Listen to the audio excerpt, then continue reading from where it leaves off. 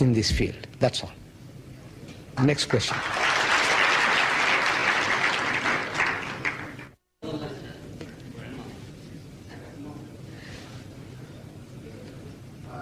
I wonder if Sheikh Ahmad, Deidat, you met actually Dongan. You said you went to Sudan and you tried to meet him. Yes. And coming from the challenge you come from in South Africa of Muslims being a minority, what do you think of the other challenge we meet in Sudan of Muslims being the majority, and yet they are in war with the others for some 35 years? And also, coming from Sudan as you did a few months ago, what do you think of a Muslim minority party like the National Islamic Party coming to power in a country like Sudan through a coup d'etat and then butchering and torturing its political enemies, Muslims and everybody else, and trying to sort out the problem of the South through violence and through war? What do you think of all this? Brother, I am a man of religion. I am a da'i, a propagator of Islam. I am not a politician. But that doesn't mean that I can't make suggestions to you all. About the rights and wrongs of this party and that party, I don't understand. I have to go and study in depth, the different parties, what they're doing, what not, what is legitimate, what is not legitimate. That is not my role. But what I can suggest, as I suggested to your people, I take it you are a Sudanese, from your turban, I make it out. So I did suggest to the people there, I said, look, we are at war. We are at war with the South. And inshallah, I hope and pray, because you are my brothers, that may Allah give you success. That's a natural feeling I have. But I said, you can win the war, but you might lose the peace. Peace you will not lose. So I said, to win the peace, you have to win the hearts of people. Change them, make them your own. When our Nabi Kareem sallallahu alaihi wasallam, he set the sacred feet in Medina, the Aus and the Khazraj, the two tribes in Medina, two families or tribes, they were on the verge of exterminating one another. Exterminating one another. Our Nabi Kareem sallallahu alaihi wasallam, he set his sacred feet in Medina, and he gave them hablillah. Allah says, وَأَعْتَصِمُوا بِحَبْلِ اللَّهِ جَمِيعًا وَلَا تَفَرَّقُوا إِذْ كُنْتُمْ أَعْدَاءً فَأَلَّفَ بَيْنَ قُلُوبِكُمْ فَأَصْبَحْتُمْ بِنِعْمَتِهِ إِخْوَانًا. He says, and remember, وَكُنْتُمْ عَلَى شَفَا حُفْرَةٍ مِّنَ النَّارِ, and you were on the brink of the pit of fire, فَأَنْقَذَكُمْ مِنْهَا, and Allah saved you from it. I said, right, we are also on the brink of the pit of fire. We want to exterminate one another. So now, I said, now we have to learn to talk to the person. We have to learn to talk. Have you learned a word you can utter in his language? A word. Can you say salams to him in his language? Peace. Can you? And I found my Muslim brothers, not only in Sudan or all over the world. Same sickness. We are an arrogant people. Now I have to tell you that. We will not learn the language of the native. You don't want to learn his language. You haven't done it, and you won't do it. The white man comes from 10,000 miles away, and he masters the native's language, and he writes a book in his language, and he gives it to him. They have the Bible in 40 different Sudanese languages, southern Sudan. 40 different languages. And 4, I said, for the Dinkas alone. 4 different dialects of the Dinkas. I didn't know this. I'm reading a book, Sudan, the Christian Design, by some Hassan Makki of Khartoum. I'm asking there in the Sudan, anybody has got the book? I go to the Islamic bookshop, the book is not available. Anybody? Nobody. You haven't read the book. The Buddhists, they are respectable people, respectful people. They respect human beings.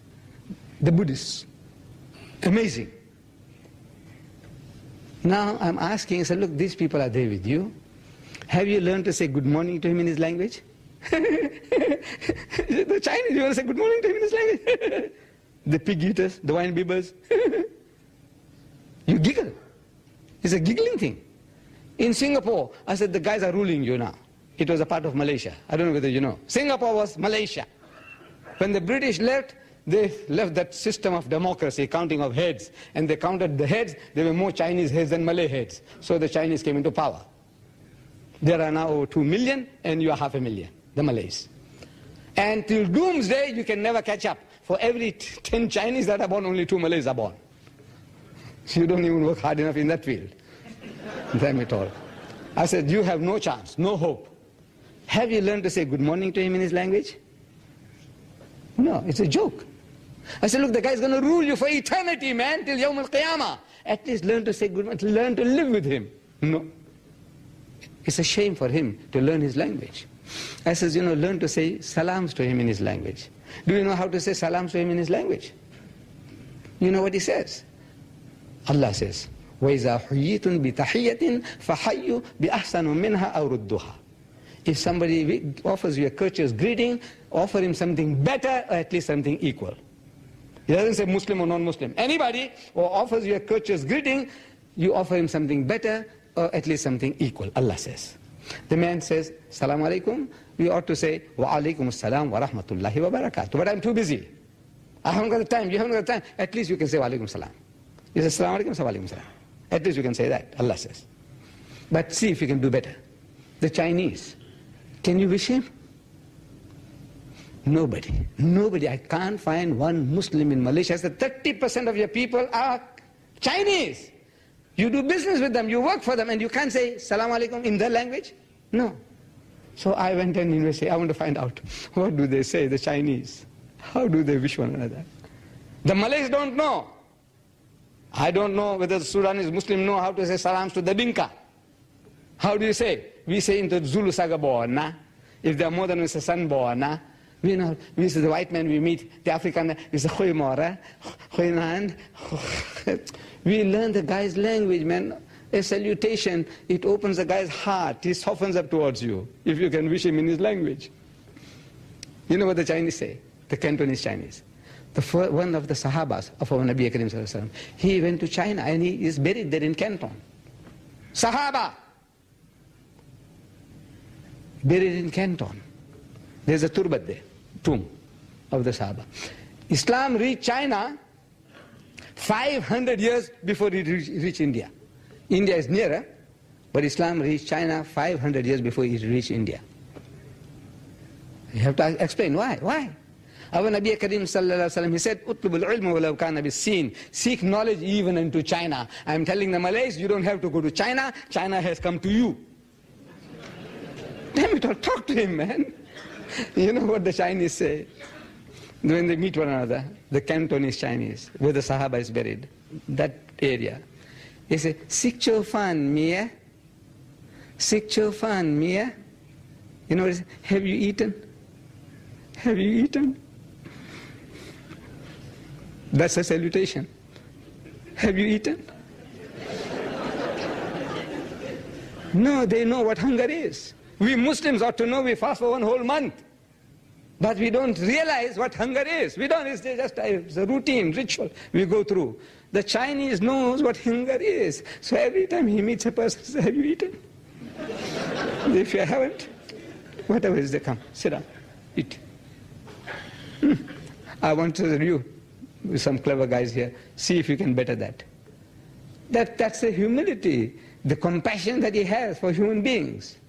But he's a Chinese, chinky, he's going to go to hell, he's a pig eater and a wine bibber. Learn, man, learn to humble yourself, win people's hearts. I don't know, I drifted off from where. Next question. Yes, this one. Oh, right, come. Yeah, 1 second. Right, okay.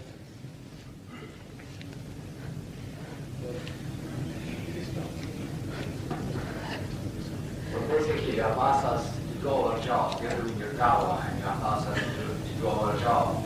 Now, basically, what I think about it is that I don't have neither the knowledge nor the organization to do such a thing.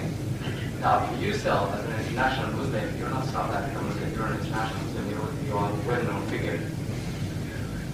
Don't you think guiding the people, organizing, planning, doing something like international